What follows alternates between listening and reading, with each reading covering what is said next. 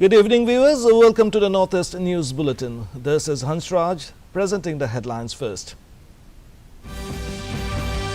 Year-long Bhupen Hazarika birth centenary celebrations kick-started today in Assam. Prime Minister Modi pens a few thoughts on artists, life and music. Security forces in Manipur arrest 6 cadres of different militant groups. Also recover arms and ammunition including rifles, pistols and IEDs. Arunachal State Cabinet approves several decisions including Municipal Advertisement Control Regulations 2025 and Municipal Property Tax Rule 2025. Tripura Chief Minister Dr. Manik Saha inaugurates 14 developmental projects, virtually lays foundation stone for 500-seated working women's hostels. And in Men's Asia Cup Hockey, India clinches championship title by defeating South Korea 4-1. With this, India team qualifies for Men's Hockey World Cup 2026. Today is the birth anniversary of Dr. Bhupen Hazarika, fondly known as the bird of Brahmaputra. Various programs across the country pay tribute to the great legend. In view of this, the Assam government organized a year-long program beginning today. Under the aegis of the Directorate of Cultural Affairs, a tribute-paying ceremony and cultural function was organized at the Bhupen Hazarika Homonoi Khetra. The event was attended by Governor Lakshman Prasad Acharya and Chief Minister Dr. Himanta Biswa Sarma. Addressing the function, the Chief Minister said that the commencement of the birth centenary celebration was done by Prime Minister Narendra Modi, while the concluding program will witness President Draupadi Murmu's participation. The event was attended by Bhupen Hazarika's son Tej Hazarika, brother Homor Hazarika, cabinet ministers and several other dignitaries. अत्यंत प्रसन्नता और गर्व की अनुभूति हो रही है कि मेरी राज्य सरकार ने भारत रत्न डॉक्टर भूपेन हजारिका जी के जन्म शताब्दी पूरे वर्ष भर मनाने का महत्वपूर्ण और ऐतिहासिक निर्णय लिया। यह केवल एक आयोजन नहीं बल्कि यह असम की आत्मा का उत्सव है, भारत की सांस्कृतिक चेतना का पर्व है। मेरी सरकार ने इस आयोजन को गुवाहाटी के अतिरिक्त कोलकाता, दिल्ली, मुंबई सहित अनेक स्थानों पर आयोजित करने का निश्चय किया है। यह आयोजन केवल स्मरण का नहीं बल्कि आने वाली पीढ़ियों के लिए एक प्रेरणा का पर्व है। Prime Minister has led the entire nation in offering tribute to Dr. Bhupen Hazarika. Prime Minister wrote a very nice and relevant article about Dr. Bhupen Hazarika today. I offer my deep gratitude to Honorable Prime Minister of India. State Government of Assam, in association with the entire people of Assam, is celebrating birth centenary of Bharat Ratna Dr. Bhupen Hazarika. On 13 September, Honorable Prime Minister will come and he will participate in a special tribute meeting for Dr. Bhupen Hazarika. State government will also organize special meeting in memory of Dr. Bhupen Hazarika in Arunachal Pradesh, in Meghalaya, in West Bengal, in Mumbai and in Delhi. Reserve Bank of India has also prepared a coin in the fond memory of Dr. Bhupen Hazarika, which will be unveiled by Honorable Prime Minister on 13th September. Prime Minister Narendra Modi, on the occasion of the birth centenary celebrations of Bhupen Hazarika, paid tribute to the bird of Brahmaputra in a social media post. Commemorating the occasion, Modi penned a few thoughts on the singer's life and music. Modi said that the spirit of Ek Bharat, Shrestha Bharat found powerful expression in Bhupen Hazarika's life journey. He added that Hazarika's works transcended linguistic and regional boundaries to unite people across the country.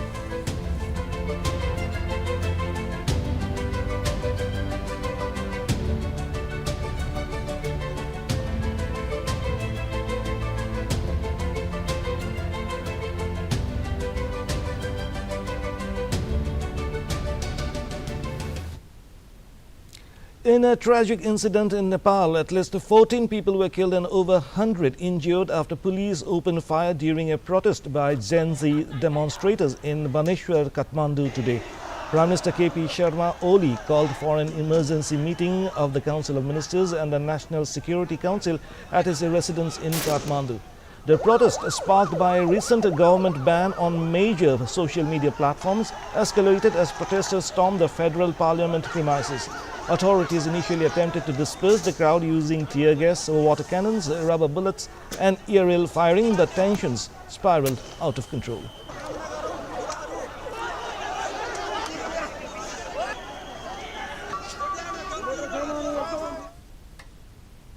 In Manipur, security forces arrested 6 cadres of different militant groups during various search operations in the state.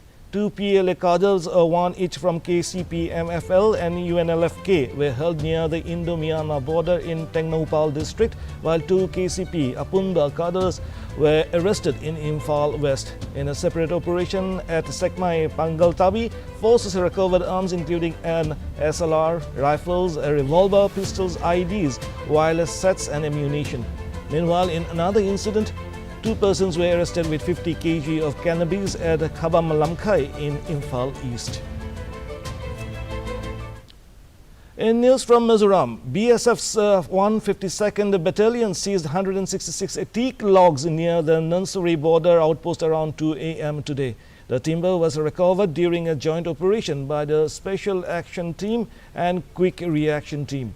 Though the smugglers managed to escape, the teak logs believed to be en route to Bangladesh were recovered on the spot. BSF has already seized 386 teak logs in August alone, reflecting a surge in cross-border timber smuggling. Meanwhile, patrols have been intensified to curb the menace. In another story from the state, Mizoram Chief Minister Laldu Oma called on the Governor General V.K. Singh at the Raj Bhavan today. The Chief Minister briefed the Governor on his recent visit to Delhi and discussed ongoing developmental initiatives in Mizoram. The meeting also reviewed the preparations for the inauguration of the Bayadabi-Sairang railway line. Prime Minister Narendra Modi is scheduled to visit Mizoram on September 13 to inaugurate the railway connection.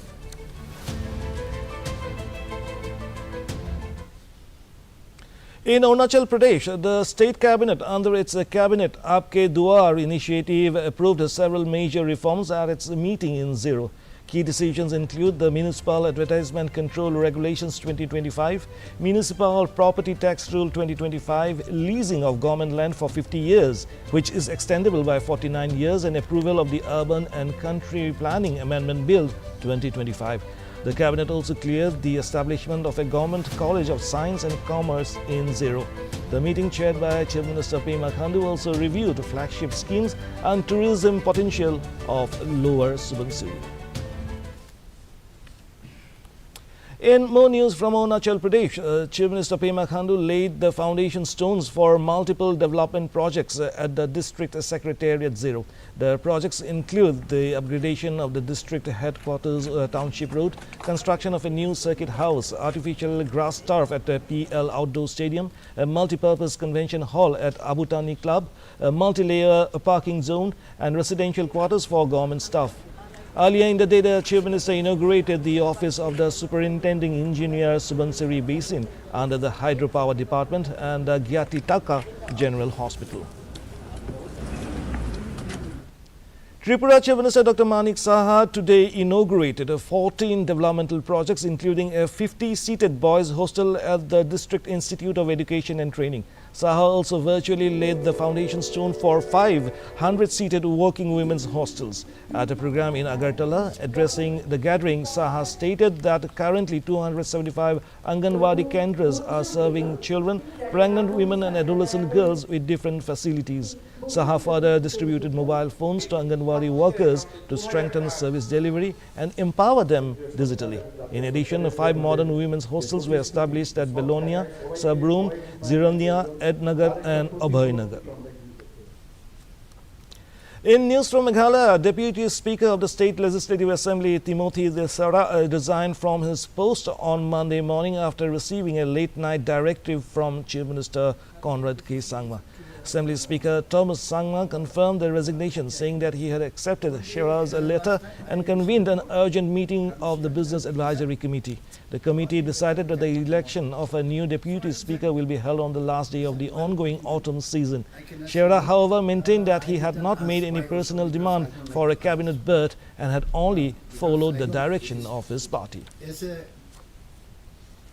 In the Men's Asia Cup Hockey Championship, India won their fourth title by convincing 4-1 win over South Korea in an exciting final at the Rajgir Hockey Stadium in Bihar yesterday evening.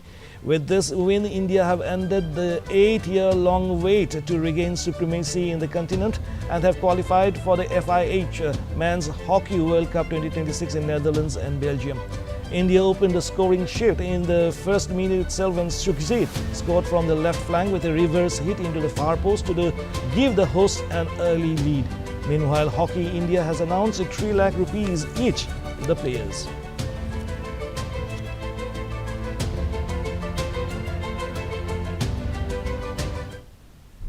In a positive step, the Manipur Fire Service Department inducted 18 new firefighting and rescue vehicles under the 15th Finance Commission.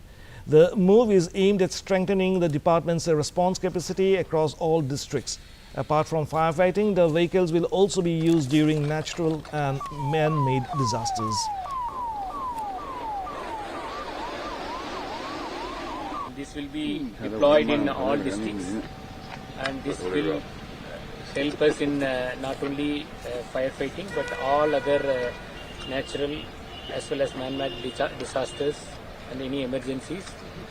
In addition to that, today the training center, which is a small hall here, which has been also equipped with these all modern equipments to train the fire service personnel, police personnel, central paramilitary forces, as well as SDRF here, and they will utilize this facility to use these things in minimizing and effectively rescue and rehabilitation activities.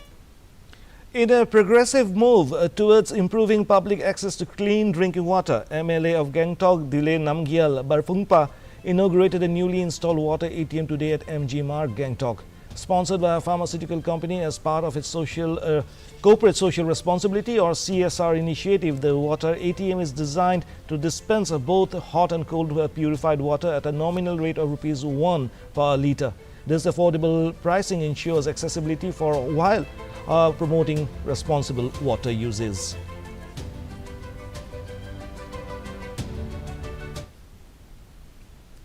In Nagaland, an outreach program of an Employees Provident Funds and Miscellaneous Provisions Act or EPF and MP Act 1952 was held today at the ITI Complex, Kohima.